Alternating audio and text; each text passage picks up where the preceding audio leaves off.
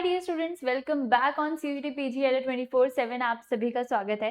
आज की इस वीडियो के अंदर हम लोग बात करने वाले हैं, अगर आप लोग जूलॉजी, बॉटनी, लाइफ साइंस या फिर माइक्रोबायोलॉजी की प्रिपरेशन कर रहे हो, तो अगर आपने अभी तक प्रिपरेशन के बारे में सोचा नहीं है, बिल्कुल जीरो पे हो, बेसिक्स क्लियर नहीं है, इन सारी चीजें हैं, तो ये वीडियो आप लोगों के लिए होने वाली है कि आप लोग 2027 का एग्जाम कैसे टारगेट कर सकते हो और कैसे आपकी प्रिपरेशन हो सकती है बहुत ज्यादा बढ़िया।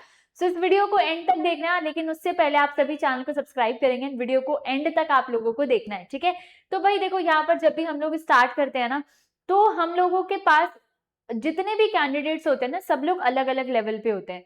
या तो कई सारे बच्चे ऐसे होंगे जिनके बेसिक्स भी बिल्कुल क्लियर नहीं है, कुछ ऐसे होंगे कि हाँ मैम बेसिक ठीक ठाक है मेरे, हमने नीट में एनसीईआरटीज वगैरह पढ़ी है, तो नीट के लिए हमने पढ़ा हुआ है, बेसिक ठीक है। या फिर कुछ ऐसे होंगे जिनके बेसिक्स बहुत बढ़िया होंगे। तो हर कोई कहीं ना कहीं से शुरू करता है, लेकिन एक्चुअल में यहाँ पर आपकी मैटर करती है कि आप पूरी जर्नी के अंदर कंसिस्टेंट कितना रहते हो, आपकी स्ट्रैटेजीज क्या रहती है। तो अगर आपने इससे पहले कोई कोचिंग नहीं करी है तो कोई बात नहीं, अगर आपके कॉन्सेप्ट वीक है तो भी कोई बात नहीं, यू कैन इम्प्रूव दैट। और इवन एवरेज स्टूडेंट भी टॉप यूनिवर्सिटी के अंदर जो है जा सकते हैं, इस एग्जाम को बहुत बढ़िया से क्रैक कर सकते हैं। लेकिन सिंपल सा फॉर्मूला आपको याद रखना है कि सक्सेस का फॉर्मूला होता है consistency plus smart study plus आपका प्रैक्टिस। तो ये तीन चीजें आपकी जर्नी के अंदर बहुत ज्यादा इंपॉर्टेंट रोल प्ले करेगी।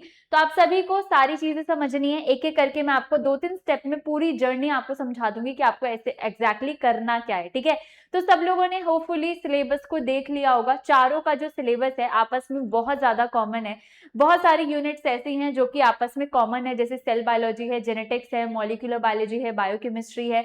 तो ऐसी यूनिट्स ऐसी हैं जो कि आपस में कॉमन है, मोस्टली आपको दिख जाएगी। जैसे जूलॉजी, लाइफ साइंस में 80% सिलेबस कॉमन है, ऐसे माइक्रोबायोलॉजी के साथ कॉमन है। बॉटनी से थोड़ा कम कॉमन होता है, 50-60% है, लेकिन बाकी सब में काफी ज्यादा कॉमन आपको देखने को मिलेगा। तो सबसे पहले आपको क्या करना है, अपने एग्जाम को समझना है। आप सबको एग्जाम का पैटर्न पता है कि भाई हमारे पास 75 एमसीक्यू आने वाले हैं, सिर्फ एमसीक्यू बेस्ड पेपर है मेरे पास। 75 क्वेश्चन के लिए मुझे 90 मिनट मिल रहे हैं, मतलब 1 मिनट से थोड़ा सा ज्यादा मिल रहा है, तो आई कैन डू दैट। यहाँ पर लेकिन जो सबसे इंपॉर्टेंट है दैट इज नेगेटिव मार्किंग। आपको यहाँ पर नेगेटिव मार्किंग मिल रही है बच्चों। नेगेटिव मार्किंग की वजह से बच्चों को क्वेश्चन में करने में टाइम लगता है। इवन अगर आपको एक्यूरेसी से करना है तो चीजें आपको यहाँ पर करनी पड़ेगी, क्योंकि टाइम लिमिट है। हर किसी क्वेश्चन को आप 1 से ज्यादा मिनट नहीं दे सकते हो। कोई क्वेश्चन अगर आपसे डायरेक्ट पूछा गया है तो उसमें आपको विदाउट एनी डाउट आपको उसका आंसर आना चाहिए। कुछ क्वेश्चन अगर लेंदी है तो आप उस पर टाइम लो, तो आपको यहाँ पर टाइम मैनेज करना पड़ेगा कि किस पे मुझे कम टाइम देना है, किस पे ज्यादा। और ये पता कैसे चलता है, ये जब पता चलता है जब आप पूरी अपनी प्रिपरेशन जर्नी में क्वेश्चन प्रैक्टिस ज्यादा से ज्यादा करते हो, तब आपको खुद ही पता चल जाता है कि ये वाले कॉन्सेप्ट मैंने पढ़ रखे हैं तो इसके क्वेश्चन आएंगे मैं कर लूंगी, लेकिन इसके नहीं कर पाऊंगी, इसमें मुझे थोड़ा सा टाइम लग रहा है। तो आपको अपनी प्रिपरेशन जर्नी में ये रियलाइजेशन आ जाता है। दूसरी चीज, आप सबको अपने सब्जेक्ट के कोड पता होने चाहिए कि भाई आपके पास सब्जेक्ट के क्या क्या ऑप्शन है और आप किस किस में एग्जाम देने वाले हो। देखो, अगर मैं एग्जाम की बात करूं तो एक कैंडिडेट जो है 4 पेपर कोड को चूज कर सकता है, मैक्सिमम 4 से ज्यादा आप नहीं एग्जाम दे सकते। तो 4 हमारे पास ये है और इनका सिलेबस आपस में मैच करता है, तो आप इन्हीं में से चूज करो। जैसे अगर कोई जूलॉजी वाले स्टूडेंट है, साथ में लाइफ साइंस जरूर दो। कोई बॉटनी वाले स्टूडेंट है, साथ में लाइफ साइंस जरूर दो। एडिशनल में आप माइक्रोबायोलॉजी भी दे सकते हो, जूलॉजी के साथ भी, बॉटनी के साथ भी, ठीक है। सिलेबस काफी कॉमन है। ऐसे अगर कोई बच्चा लाइफ साइंस ही देना चाह रहा है तो उसमें से अगर आपको जूलॉजी और बॉटनी में से जो सब्जेक्ट इजी लगता है, जिसका सिलेबस आपको ज्यादा फेमिलियर लग रहा है, आप उसमें चले जाओ, ठीक है। ऐसे अगर कोई माइक्रोबायोलॉजी दे रहा है तो वो भी लाइफ साइंस जरूर देना। तो लाइफ साइंस का पेपर तो सबको दे रहा है, क्योंकि यहाँ पर आपको लाइफ साइंस के थ्रू मल्टीपल कोर्सेज में एडमिशन मिलता है, आपकी एडमिशन के चांसेस बढ़ जाते हैं।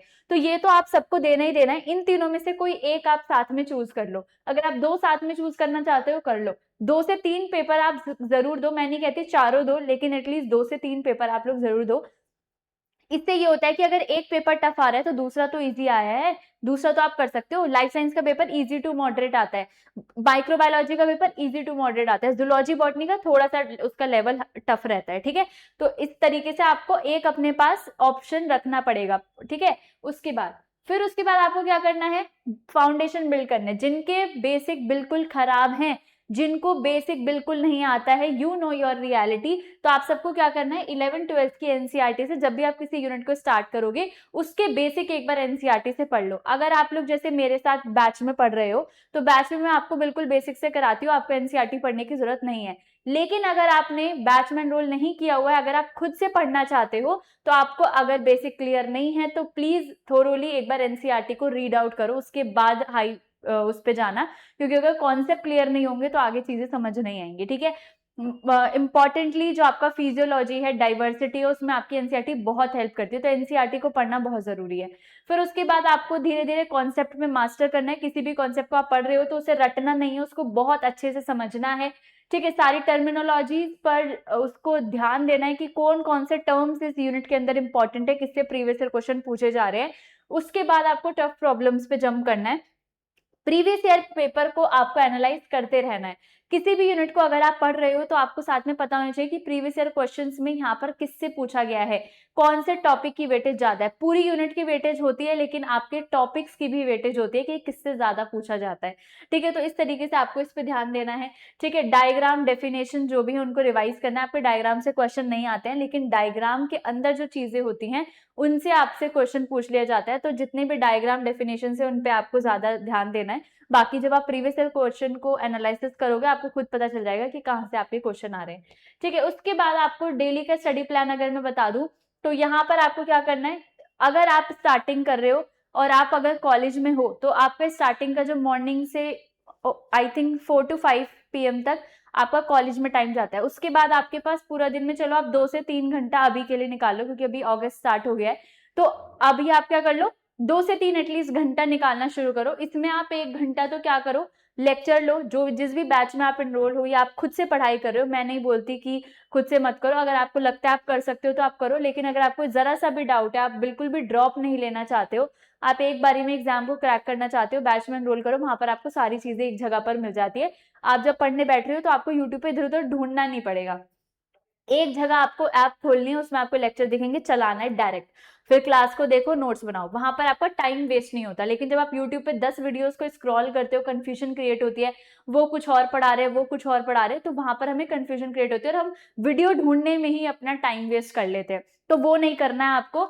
1 घंटा आप प्रॉपर लेक्चर को बैठ के देखो, फिर आप 30 से 40 मिनट नोट्स की रिविजन करो, फिर आप लोग एमसीक्यू प्रैक्टिस आपको डेली बेसिस पे करना है। जिस टॉपिक को आप पढ़ रहे हो उसके टॉपिक के क्वेश्चन आप करो। अब तो आपके पास एआई है ना, आप चैट जीपीटी, जेमिनाई, इन सब का यूज करके आप उन टॉपिक के क्वेश्चन उनसे बनवा सकते हो, है ना। इवन जैसे हम लोग जैसे मैं अपने बैच के अंदर हर एक यूनिट के बाद आप लोगों को क्वेश्चन प्रोवाइड करती हूँ, मतलब कि यूनिट वाइज टेस्ट है हमारे अंदर, और यूनिट के बाद डाउट सेशन होता है, उसमें आपके डाउट्स हो गए, मेरे पास कुछ क्वेश्चंस है तो मैंने प्रैक्टिस करा दिए, तो वो यूनिट वाइज हो गए। लेकिन डेली बेसिस पे जो आप पढ़ रहे हो उसकी प्रैक्टिस के लिए आप एआई का यूज कर सकते हो। एरर का एनालिसिस करना है कि मैं क्वेश्चन में गलती कर रही हूँ तो मैं कहाँ पर कर रही हूँ, उस एरर का एनालिसिस बहुत जरूरी है। फिर उसके बाद आपका वीकली रूटीन आ जाता है कि हर 5 से 7 दिन में आप उसको वापस से रिवाइज करोगे। हर दिन आपको डेली का तो रिवाइज करना ही है, पूरे वीक में जो आपने पढ़ा उसका भी रिवाइज करना है। उसके बाद मॉक टेस्ट आ जाते हैं लास्ट में। मॉक टेस्ट को अभी मत देखो, अभी सिर्फ आप प्रीवियस ईयर क्वेश्चंस को देखो कि जिस यूनिट का आपके हो जाए उसके प्रीवियस ईयर क्वेश्चंस लगाओ। ठीक है, इस तरीके से आपको यहाँ पर करना है। लास्ट आता है आपका सक्सेस फॉर्मूला। सबसे पहले आप ये टारगेट रखो, अगस्त चल रहा है, दिसंबर तक आपका सिलेबस कंप्लीट हो जाना चाहिए। दिसंबर के बियॉन्ड किसी भी हाल में नहीं जाना है। जनवरी में आपको रिवीजन करनी है प्रॉपर तरीके से, फरवरी में, मार्च में, ये जो 3 महीने है ना, क्योंकि मार्च का मंथ तो काउंट ही मत करो, उसमें तो एग्जाम है, जनवरी और फरवरी है। जनवरी फरवरी सिर्फ आपका revision, mock test, previous year question ही क्वेश्चन होने चाहिए, सिर्फ कोई थ्योरी नहीं करेंगे हम लोग। दिसंबर तक आपका सिलेबस कंप्लीट हो जाना चाहिए। ठीक है, तो सिलेबस कंप्लीट करना है, रिवाइज करना है, प्रीवियस ईयर पेपर सॉल्व करने हैं, रेगुलरली मॉक टेस्ट देने हैं जनवरी फरवरी में, मिस्टेक्स को एनालाइज करते चलना है। जब भी आप क्वेश्चन करते हो मिस्टेक एनालाइज नहीं करोगे तो आपको अपनी गलतियां नहीं पता चलेंगी, गलतियां नहीं पता चलेगी तो सीखोगे कहाँ से। ठीक है, तो कंसिस्टेंट रहना है, कंसिस्टेंसी बहुत जरूरी होती है। अगर आप अभी वीडियो देख रहे हो, मोटिवेशन आई, 1 हफ्ता पढ़ लिया, 1 हफ्ता तो मैंने बहुत ज्यादा बोल दिया, 2 से 3 दिन पढ़ लिया, उसके बाद आप वापस गिर गए, तो वो 2 से 3 दिन आपके वेस्ट हैं जो आपने टाइम दिया था। डेली बेसिस पे पढ़ो, मैं नहीं कहती पूरा दिन पढ़ो, डेली में 2 घंटे निकालो, लेकिन निकालो, पढ़ो, और उस टाइम में सिर्फ पढ़ो। यूट्यूब पे स्क्रॉल करने में टाइम वेस्ट मत करो, इधर उधर वीडियोस में टाइम वेस्ट मत करो। एक जगह अपना फिक्स कर लो कि मुझे यहीं से पढ़ना है और वहां से अपना कंटेंट पढ़ते जाओ, वेस्ट नहीं करना है टाइम को, ठीक है। ये चीज करना है, जीरो से स्टार्ट करना है, तो आपको कंसिस्टेंट रहना पड़ेगा। सीयूटी पीजी अपने आप क्रैक हो जाएगा और आपको अपनी ड्रीम यूनिवर्सिटी मिल जाएगी, I am sure about it. आपको ये करोगे, फॉलो करोगे, डेफिनेटली मिलेगी। बच्चों 2 साल से मैं सीयूटी पीजी में यहाँ पर पढ़ा रही हूँ अड्डा में, और यहाँ पर मैंने बच्चों को सक्सीड होते हुए देखा है, जो लास्ट के 2-3 महीनों में भी प्रिपरेशन करते हैं। लेकिन वो बच्चे होते हैं जिनका बेसिक बहुत ज्यादा स्ट्रांग होता है, उन्हें सिर्फ थोड़ा थोड़ा रिवाइज करना होता है बस। लेकिन जिनके बेसिक ठीक नहीं है, वो अभी से शुरू करेंगे तो आप डेफिनेटली कर सकते हो। ऐसे बहुत सारे बच्चे जिनके ऑल इंडिया रैंक्स आई है, ड्रीम यूनिवर्सिटी तक पहुंचे हैं, वो ऐसे ही नहीं पहुंच गए। सब लोग थोड़े से एफर्ट्स करते हैं, हमारी थोड़ी बात मानते हैं, थोड़ा अपना मानते हैं, अपने आप हो जाता है। बस आपको कंसिस्टेंट रहना है, ठीक है। तो यहाँ पर सारे सब्जेक्ट्स के लिए अल्टीमेट बैचेस है, फाउंडेशन बैचेस है ना। और यहाँ पर महापैक्स भी अवेलेबल है। देखो बैचेस के अंदर आपको लाइव क्लासेस मिलती है, उनका रिकॉर्डेड एक्सेस मिलता है, कभी भी आप रिकॉर्डिंग्स देख सकते हो, नोट्स मिलेंगे, डाउट सेशन के बाद आपको हर एक यूनिट के बाद आपको डाउट सेशन मिलेंगे, unit wise test, previous year question, mock test, आपको सारी चीजें मिलेंगी, ठीक है।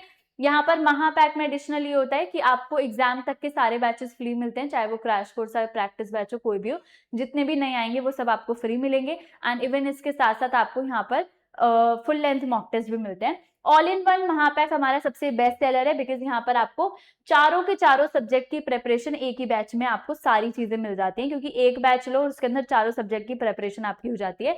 तो अगर आप कोई एक से ज्यादा पेपर कोड की तैयारी कर रहे हो तो आप ऑल इन वन पे जाओ, बाकी आप सिंगल भी ले सकते हो अकॉर्डिंग टू योर अफोर्डेबिलिटी। तो अफोर्डेबिलिटी से बात आई, तो अगर कोई स्टूडेंट को लगता है कि हमारे लिए प्राइस ये ज्यादा है, तो आप यहाँ पर मुझे मेल कर सकते हो, name, contact number, subject share कर दो, आई विल मैनेज जितना हो पाएगा अकॉर्डिंग टू योर अफोर्डेबिलिटी। बाकी वाला कूपन कोड है, इससे आपको एक्स्ट्रा डिस्काउंट मिल जाता है। बाकी इसके अलावा भी अगर आपको चाहिए तो आप मुझे मेल कर सकते हैं, ठीक है। सो आप सभी हंसते रहिए, मुस्कुराते रहिए, पढ़ते रहिए, और बच्चों please be serious about your future, specially मतलब अपने फ्यूचर के लिए तो हो जाओ, किसी और के लिए ना हो तो, ठीक है। तो चैनल को सब्सक्राइब करना है, वीडियो को लाइक करना है, एंड मोर सच वीडियोस के लिए चैनल पे स्टे ट्यून रहना है, ठीक है। All the best.